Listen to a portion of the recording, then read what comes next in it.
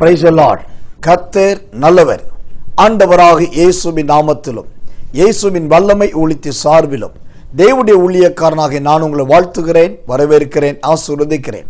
இயேசுவின் அழகும் அதன் அர்த்தங்களும் என்ற தொடர் நீண்ட செய்தியிலே ஒவ்வொரு பகுதிகளாய் பார்த்து வருகிறோம். அதில் ஒரு பகுதியாய் இயேசுவின் யாத்திரையை குறித்து சமீப நாட்களாய் தியானித்து வருகிறோம். அவர் எங்கெல்லாம் போனார், எந்த இடங்களுக்கு போனார் என்று பார்த்து வருகிறோம்.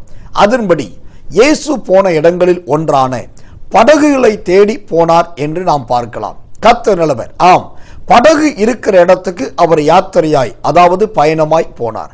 அவர் போன இடங்களில் அந்த படகு இருந்தது. கர்த்தர் நல்லவர். அந்த படகில் இருந்து அவர் ஊழியத்தை செய்ததையும் பார்க்கலாம். கர்த்தர் நல்லவர். மத்தேயு சுவிசேஷத்தின் புத்தகம் 13ஆம் அதிகாரம் 2வது வசனத்தை வாசித்தால் வேதம் சொல்லுகிறது, அவர் படகில் ஏறி உட்கார்ந்தார் என்று பார்க்கிறோம். ஆம், அவர் படகில் ஏறி உட்கார்ந்தார். அப்படியானால் இந்த படகில் ஏறி உட்காருவதற்கு அவர் நீண்ட ஒரு பயணமாகவே வந்திருக்கிறார். கர்த்தருடைய நாமம் மகிமைப்படுவதாக. ஒரு ரகசியம் உங்களுக்கு தெரியுமா? வேதத்திலே தமிழ் வார்த்தையிலே படகு என்று சொல்லப்பட்டதை விட படவு என்று சொல்லப்பட்ட வார்த்தைகள் தான் அநேகமாயிருக்கிறது, ஏராளமாயிருக்கிறது. அப்படிதான் சொல்லப்பட்டிருக்கு. கர்த்தருடைய நாமத்துக்கு மகிமை உண்டாவதாக. அப்படி இயேசு படகிலே ஏறி உட்கார்ந்தவுடன் அங்கு நடந்தது என்ன? மார்க்கு சுவிசேஷத்தின் புத்தகம் 6ஆம் அதிகாரம் 51வது வசனத்தை வாசித்தால் வேதம் சொல்லுகிறது, படகில் ஏறி உட்கார்ந்த உடனே காற்று அமர்ந்தது என்று சொல்லப்படுது. ஆம், காற்று அமர்ந்தது. இங்கு முக்கியமான ஒன்றை நாம் கவனித்தே ஆக வேண்டும். இந்த காற்று என்றால் என்ன? காற்று என்பது எதை குறிக்கிறது? அது 2 காரியத்தை குறிக்கிறது. 2 அர்த்தங்கள் காற்று கொண்டு. ஒன்று, அப்போஸ்தலர் நடபடிகள் புத்தகம் 27ஆம் அதிகாரம் 7வது வசனத்தை வாசித்தால் காற்று தடுத்தபடியினாலே என்று வேதம் சொல்லுகிறது. ஆம், அது தடையை குறிக்கிறது. காற்று முதலாவது தடைக்கு ஒப்பானது. என் அன்பு சகோதரனே, சகோதரிகளே, நீங்கள் தேவ பிள்ளைகளாயிருந்தும் வேதம் வாசிக்கிறவர்களாயிருந்தும் உங்க வாழ்க்கையில தடை இருக்கிறதா? தடை என்கிற தடை கற்கள் இருக்கிறதா? முன்னேறி போக முடியவில்லையா? அல்லது காற்று போல் புயல் வீசி உங்க வாழ்க்கையை தடை செய்து கொண்டிருக்கிறதா? கவலைப்பட வேண்டாம். அதே சமயத்தில் கவனிங்கள், காற்று என்கிற தடை என்கிற காற்று வந்தால் என்ன நடக்கும்? அப்போஸ்தலர் நடபடிகள் 27ஆம் அதிகாரம் 7வது வசனத்தை வாசித்தால் வேதம் சொல்லுகிறது, தடை வந்தால் வருத்தம் உண்டாகுமாம். ஆம், வருத்தம் உண்டாகிவிடும். அது நிமித்தமாக அந்த வருத்தம் வந்தால் அந்த தடைகளும் அதிகமாகும். என்னென்பு தெய்வ பிள்ளைகளே, இந்த செய்தியை கேட்கிற நீங்கள் உங்க வாழ்க்கையில் வந்த தடையினால் வருத்தத்தோடு இருக்கலாம். எழுதி வைத்துக் கொள்ளுங்கள், தீர்மானித்துக் கொள்ளுங்கள், விசுவாசியுங்கள். அந்த தடைகள் இன்றோடு மாறப்போகிறது. உங்கள் வாழ்க்கையில் வீசுகிற அந்த தேவையில்லாத காற்று நிற்க போகிறது. உங்க வாழ்க்கை என்கிற படகிலே இயேசு ஏறி அதை அமர பண்ண போகிறார். கர்த்தர் நல்லவர், கர்த்தர் நல்லவர். இந்த காற்று என்பது 2வதாக எதை குறிக்கிறது? அப்போஸ்தலர் நடபடிகள் 27ஆம் அதிகாரம் 15வது வசனத்தை வாசித்தால் எதிர்த்து போக கூடாதபடியினாலே என்று வசனம் சொல்லுகிறது. அப்படியானால் இந்த காற்று என்பது 2வது வாழ்க்கையில் வருகிற எதிர்ப்புகள்.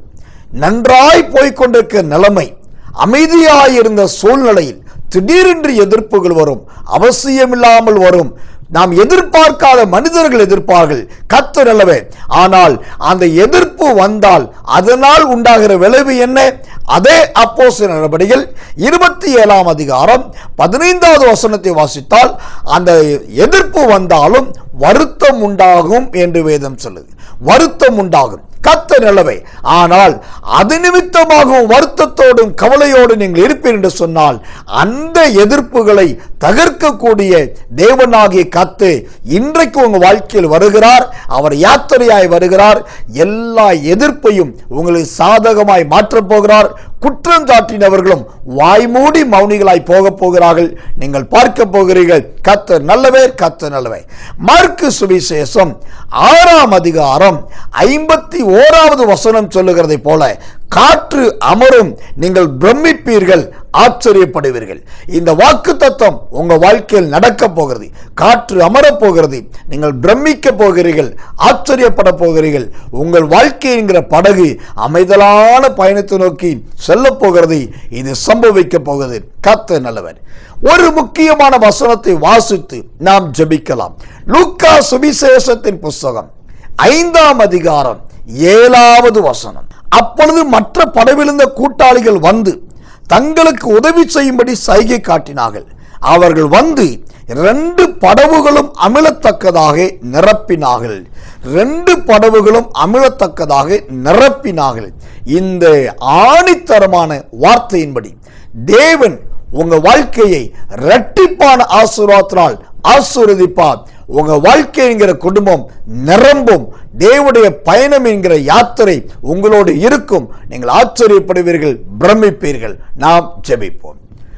எங்கள் அன்புள்ள நல்ல பரமபிதாவே, குமாரனாகி இயேசுவின் நாமத்தில் நாங்கள் ஜெபிக்கிறோம்.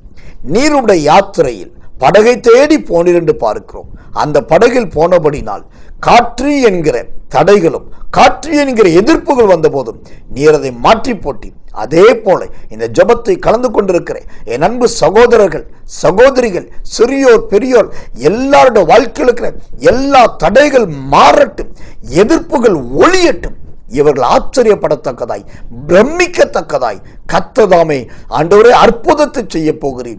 இவர் வாழ்க்கை என்கிற படகை இரட்டிப்பாய் நிரப்ப போகிறேன். இந்த அபிஷேகமும் இந்த ஜெபமும் இந்த விடுதலையும் இவர்களோடு இருப்பதாக இயேசுவின் நாமத்தில் ஜெபிக்கிறோம் நல்ல பிதாவே. ஆமேன், ஆமேன், ஆமேன்.